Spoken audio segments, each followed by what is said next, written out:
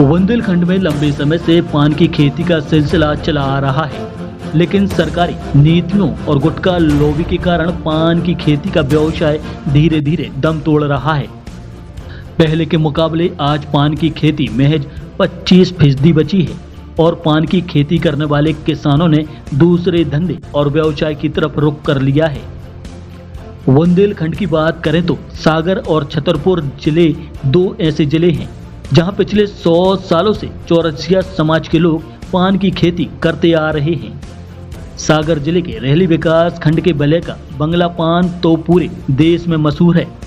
वहीं छतरपुर जिले के महाराजपुर विधानसभा इलाके में बड़े पैमाने पर पान की खेती की जाती थी, लेकिन समय के साथ साथ पान की खेती का रकबा ना के बराबर बचा है।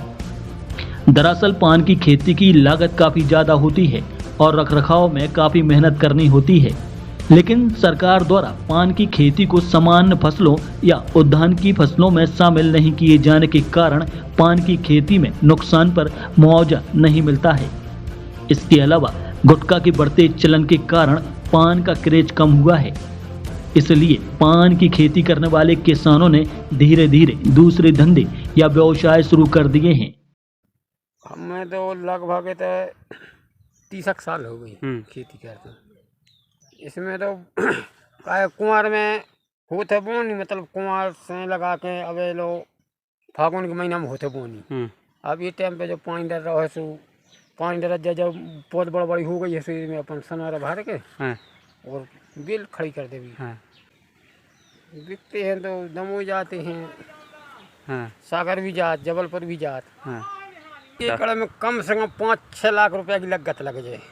अब भगवान दे दे 10 लाख को माल निकल है। अच्छा। इकट्ठा नहीं बिकवा बाकी काय मंडी में बेचने पर फुटका बिका थे और फिर वो आड़ खर्च भी लगा था। अपन संग एक संग ले भी नहीं जा सकते हैं, पान हो सका बिक पाओ नहीं बिक पाओ का सड़क का धंधो जो से इकट्ठा बेच भी नहीं पाओ।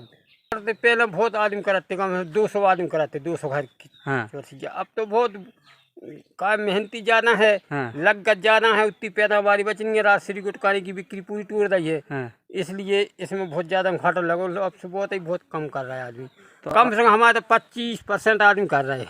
अच्छा, 75% आदमी बंद कर दो बनाओ। राजश्री गुटखा की वजह से की बिक्री टूट गई। अच्छा, बिक्री बहुत कम हो गई है कि लागत ज्यादा है, मेहनत भी बहुत ज्यादा है। तो कम से कम हमारे बाप दादों में होता आ रही, लेकिन अब कम होने लगी। अब बहुत कम हो, 25% होने लगी। अच्छा, 25% खेती होने लगी। पहले होती 100% खेती। चौरसिया थे बल्ले की चौरसिया हमारे बाप दादा पूरे बर्जे को धंधो कराते। अब मानो सामने बंद कर दो, कछु बाहर भाग गए, कछु हैं सो धंधे दूसरे पकड़ लाए, धंधे बदल लाए।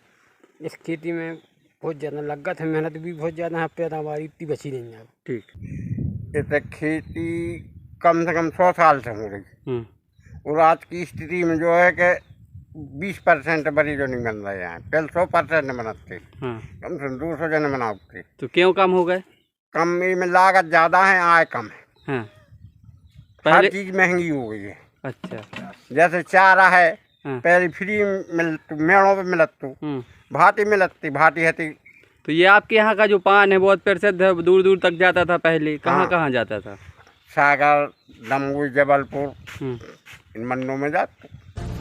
उद्यान की अधिकारी बताते हैं कि फिलहाल नुकसान होने पर सरकार तो कुछ नहीं करती है, लेकिन उच्च तकनीक से पान की खेती करने के लिए उद्यान की विभाग के द्वारा 35% तक अनुदान का प्रावधान है। मुआवजे के लिए पान को उद्यान की फसल में शामिल करने के सरकार ने प्रावधान किए हैं। सरकार के फैसले का राजपत्र प्रकाशित होने के बाद पान किसानों को मुआवजा और राहत मिलेगी। किसान के लिए तो सरकार कुछ नहीं करती, लेकिन उनकी जो उच्च तकनीक से पान की खेती करने के लिए हमारे राष्ट्रीय कृषि विकास योजना में अनुदान दिया जाता है। उसमें 35% तक अनुदान देने का प्रावधान है। लगभग 25,490 के आसपास प्रति यूनिट पे अपन एक किसान को 500 वर्ग मीटर में अनुदान देते हैं। अनुदान के रूप में किसान सामग्री स्वयं खरीदता है, उसका सत्यापन करती है हमारी टीम। सत्यापन करने के बाद उसको डीबीटी के माध्यम से उसके खाते में पैसा किया जाता है। मुआवजे के लिए उस फसल को उद्यानिकी में शामिल करने के लिए प्रावधान बनाए गए हैं। वो मसला जब उसका राजपत्र में प्रकाशन हो जाएगा, शासन अनुमति कर देगा उस फसल को उद्यान की फसल मानने के लिए, तब मुआवजा राजस्व विभाग निर्धारित करेगा उसका। अभी वर्तमान में जो फसल वो है उसमें शामिल नहीं है, फसलों में शामिल नहीं है।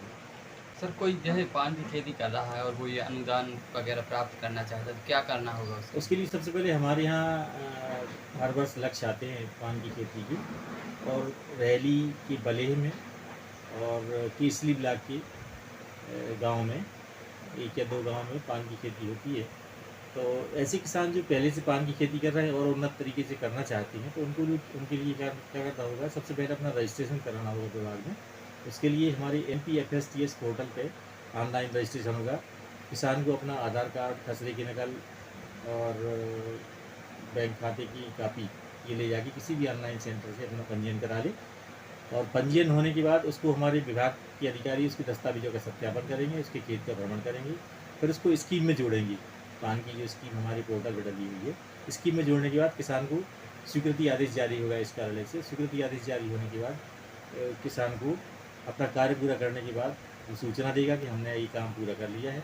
उस पर हर चीज़ फिक्स है, कौन कौन सी चीज़ लगाई जाती है, तो उन आइटमों के आधार पर सत्यापन होता है। सत्यापन के बाद यदि किसान पात्र पाया जाता है तो जो भी उसकी लागत राशि की अनुदान राशि है 35%, वो लागत राशि उसकी DBT से उसके खाते में ट्रांसफ़र कर दी जाती है।